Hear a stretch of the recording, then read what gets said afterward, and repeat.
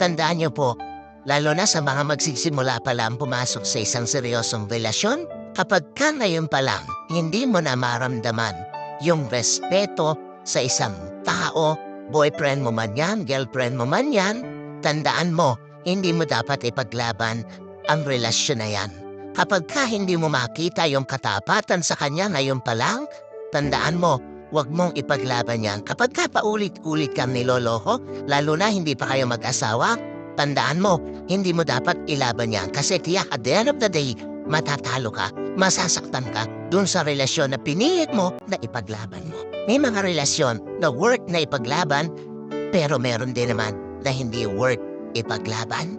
Huwag mong ipilit yung paulit-ulit ka lang na sinasaktan. Huwag mong ipilit yung isang relasyon na paulit-ulit ka lang iniiwan. Huwag mong ipilit yung isang relasyon na paulit-ulit ka lang winawalan ng pagpapahalaga at kwenta. Lagi kang magtitira ng pagpapahalaga sa sarili mo. Lagi kang magtitira ng pagmamahal sa sarili mo. Kahit na nasa isang relasyon ka na, magtira ka pa rin ng respeto sa sarili mo.